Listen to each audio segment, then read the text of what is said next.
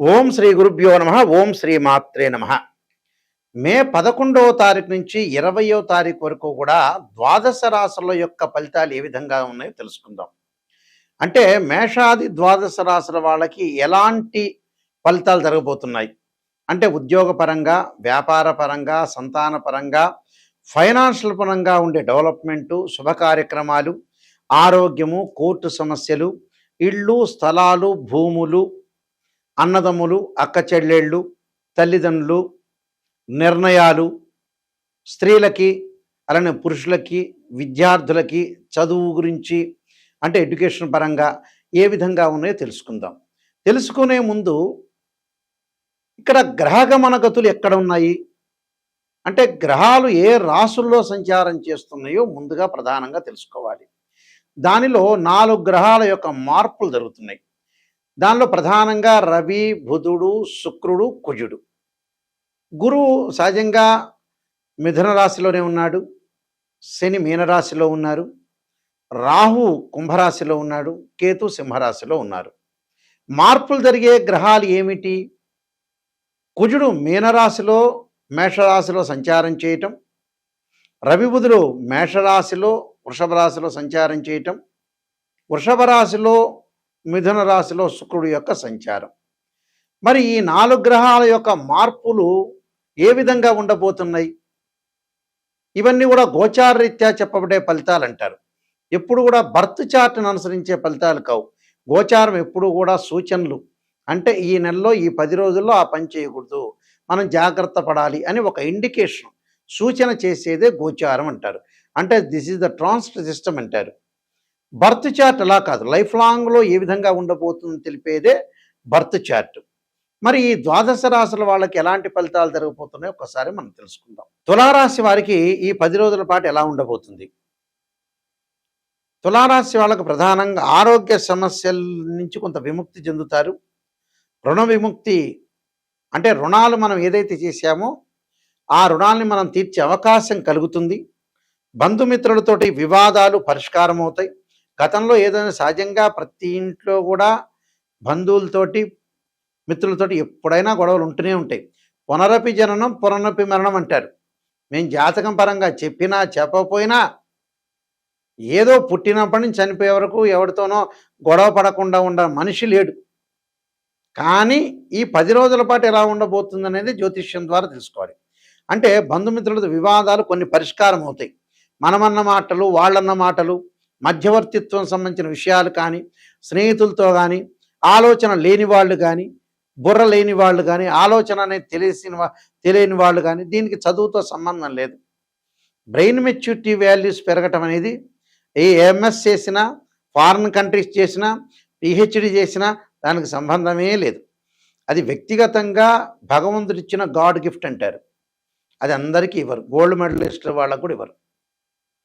అందువల్ల ఆలోచనతోటి, వివేకంతో ప్రపంచంలో బతకడం చాలా మంచిది.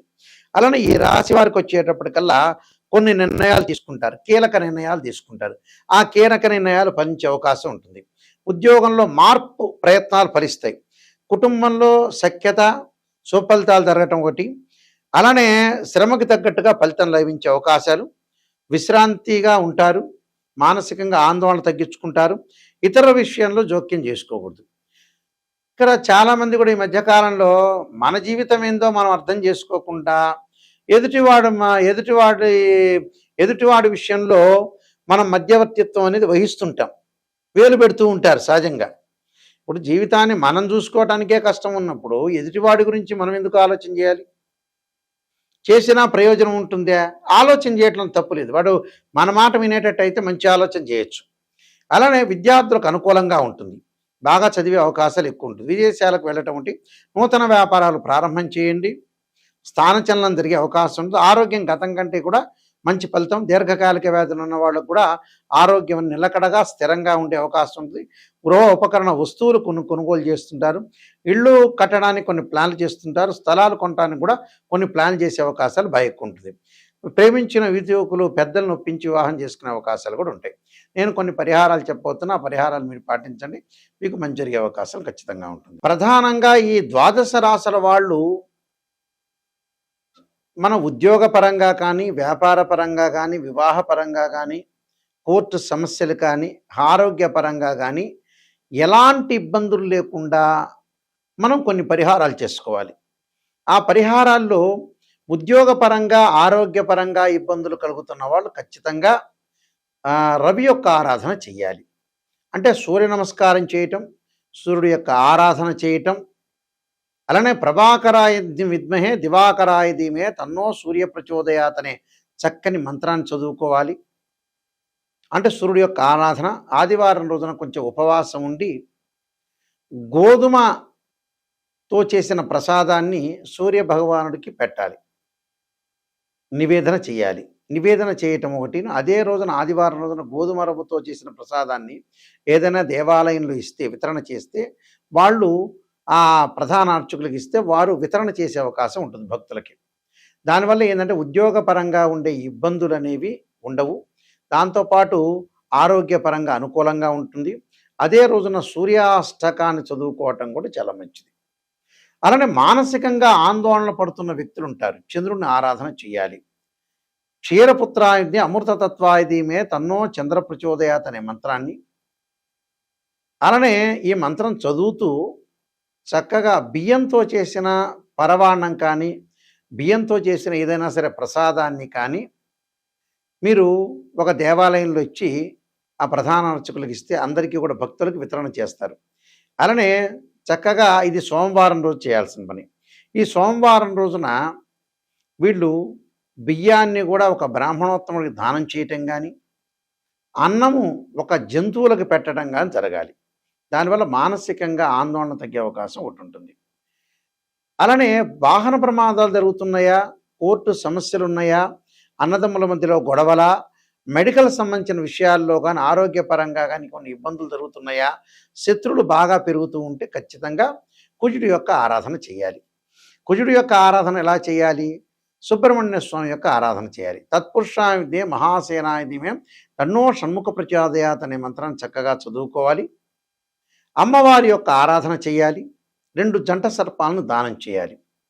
ఏదైనా సరే కందులతో ఉన్న వంటకాన్ని మీరు ఇంటిలో భగవంతుడికి పెట్టి మీరు స్వీకరించాలి. ఆ రోజున మంగళవారం రోజున కుజుడి యొక్క ఆరాధన, సుబ్రహ్మణ్య స్వామి యొక్క ఆరాధన, ఉపవాసం చేయటం, సాయంకాలం భోజనం చేయాలి. అంటే ఆ రోజంతా కూడా ఉపవాసం చేసి సుబ్రహ్మణ్య స్వామి యొక్క ఆరాధన, సుబ్రహ్మణ్య స్వామి యొక్క అష్టకాన్ని చదువుకోవటం చాలా మంచిది.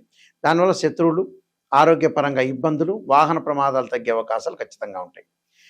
అలానే వ్యాపార రంగంలో అభివృద్ధి చెందలేకపోతున్నారా? బుధుడి యొక్క ఆరాధన చేయండి. చక్కగా బుధవారం రోజున విష్ణు సహస్ర పారాయణం చేయండి. ఏదన్నా ఆటంకాలు కలుగుతుంటే బుధవారం రోజున కానీ, హస్తా నక్షత్రం రోజున కానీ గకార అష్టోత్తరంతో గణపతి యొక్క ఆరాధన చేయండి.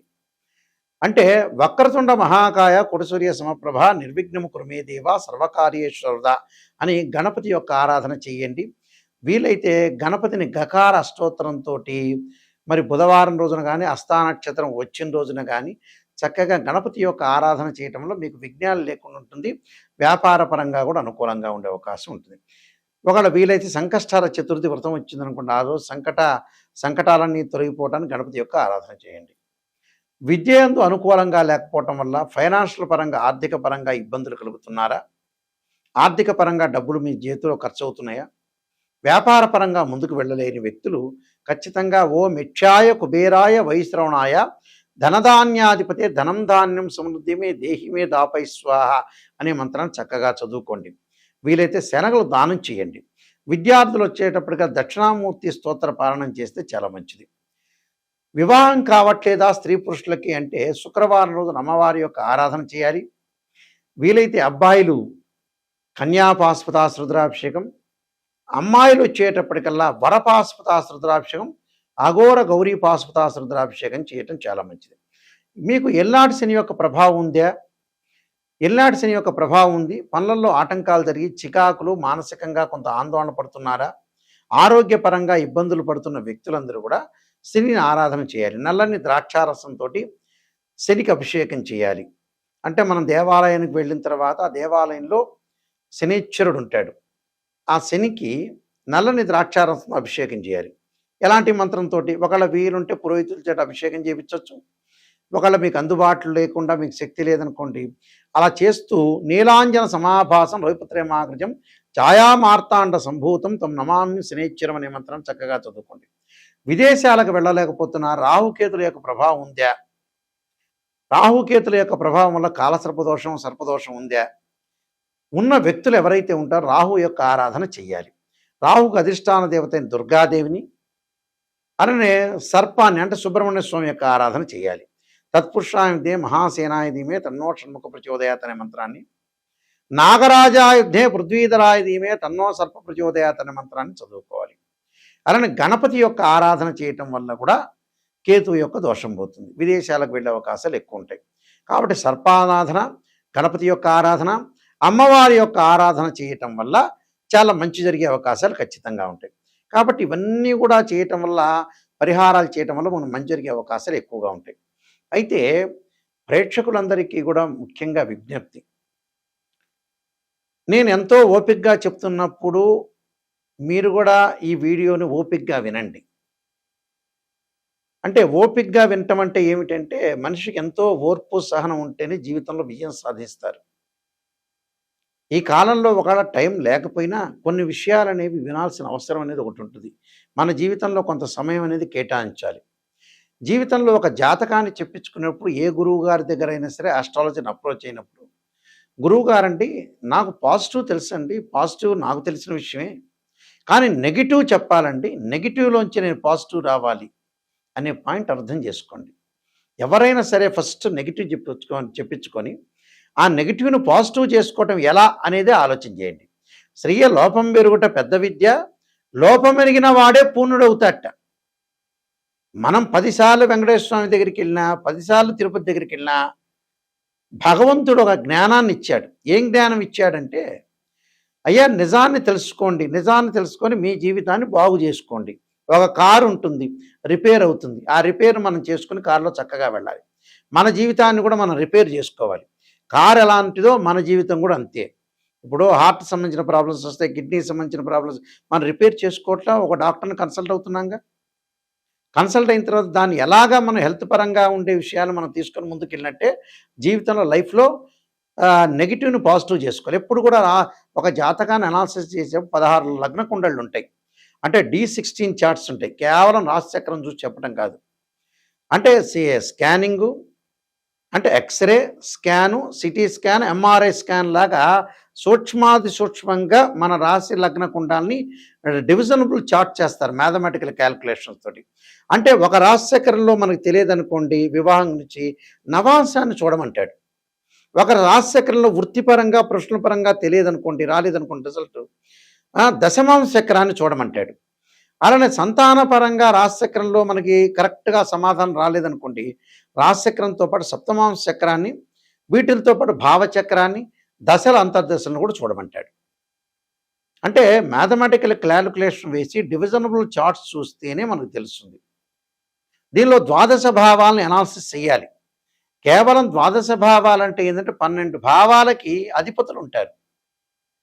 ఉదాహరణకి తనుభావం, అలానే ద్వితీయ భావానికి రవి అధిపతి, తనుభావానికి ద్వితీయ భావానికి గురువు అధిపతి, తనుభావానికి రవి, అలానే తృతీయ భావానికి కుజుడు, చతుర్థ భావానికి చంద్రుడు, పంచమ భావానికి గురువు, ఇలా షష్టమ భావానికి కుజుడు, సప్తమ భావానికి శుక్రుడు.